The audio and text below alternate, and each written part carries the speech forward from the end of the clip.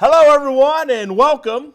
I am joined always by Barlow. How are you doing today? I'm awesome, sir. Thank you. And we are going to talk about, spoiler alert, awesome, right? We're going to give our review and at the end, rate this product. Yeah, big fan.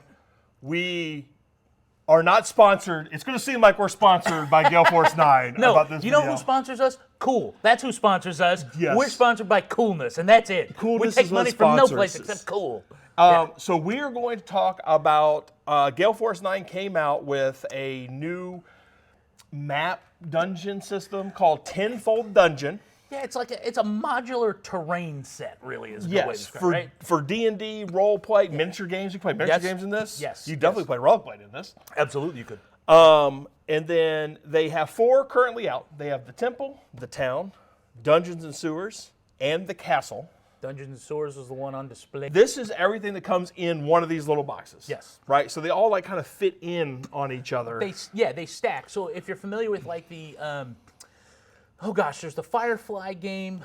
There's also the small, tiny tactics. Remember that? And it's where like the boxes become part of the terrain. It's like that, except this has multiple boxes that stack inside, and they're terrained on the inside. There are art on the inside of them, and there's art on the outside. So you can use them either, as you can see, flipped upside down, so you can play inside of them, or flipped right side up, so that you can play on top of them. So you can create areas of elevation.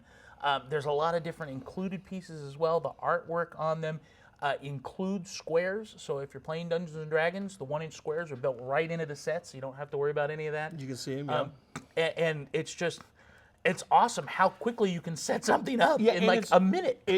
We pulled all this out of the box. It took us 5 minutes to get the doors together, probably. The doors and the stairs. And then to build it, about 5 minutes. Yep. And it's cardboard. Mm-hmm. It's literally like boxing material for a board game or something. It's literally just, but it's heavy duty. Mm-hmm. But I can tell you the art is amazing. It's cool, this. right? Like, it's so cool. And a lot of these, I don't know if you can tell on some of these, but on the inside, the doors are facing so that you're looking on the inside when you place.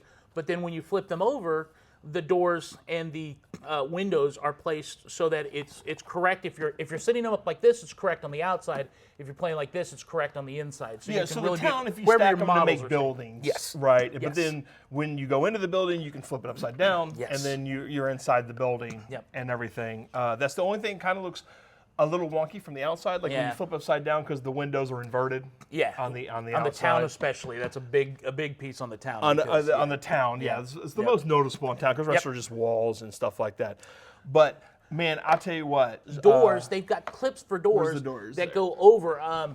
You can kind of see them over the edges, and they make them large enough so that you can set them over 2 sides connected together, so that you can connect 2 spaces, basically. And all the doors have an open sign, an open side and a closed side, so you just kind of shove them in. In addition, they have extra wall pieces and both right angle and T angle intersections, so you can add spacing into your dungeon, especially like in the bigger boxes. Over here is an example of this where we've added one in, and then over here is another example of where we've boxed one in to create an additional space or an additional room in the dungeon. So I think one thing I would like, you look on the back of the box, and I don't think it does it justice for the sheer size of the things. Because on the box, it looks like you're making a dungeon probably about that big, right? But then when we got it all out, this is everything in one box. Yep. And I will say it is very reasonably priced.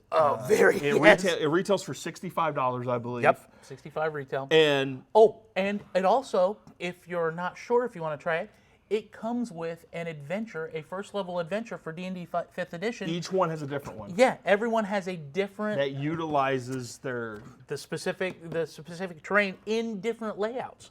So like there's in the dungeon one, for example, there's multiple maps and multiple configurations that it uses as you progress through the adventure. So these are full-on adventures. They're not just encounters. It's a full-on adventure. It's an adventure, probably a 1-nighter, 2-nighter kind of adventure. Yeah. We looked through the first one. We're going to play through one of them. This is it. So what's the Bellows Below or something like that one's called? Yeah, the Bellows Below. I mean, it's 21 pages. Yeah. So it even shows you how, and it numbers out the different pieces of terrain, which map pieces they are. So I'm a big fan. I'm actually blown away by it. And sometimes it's hard because we play a lot of games and we see a lot of games and stuff, and we get excited about stuff pretty easily. But I was actually blown away with this one, and I am going. We discussed it a little bit or whatever. Is I like these better than Warlock tiles. I think 3 things I like about them better than Warlock tiles. The fact that they are easy to store and they are easy to set up. So Warlock tiles, you spend a long time setting Clipping them and building. Yes. The other thing I like about them is that I think the 1-inch squares on these are very obvious, where they're not always so obvious on some of the Warlock tiles, especially like the caverns that we did. It was not quite as obvious where the 1-inch squares were. The other thing I think is cool about this is just the sheer range. I mean, in each of these boxes, there's so much that you get.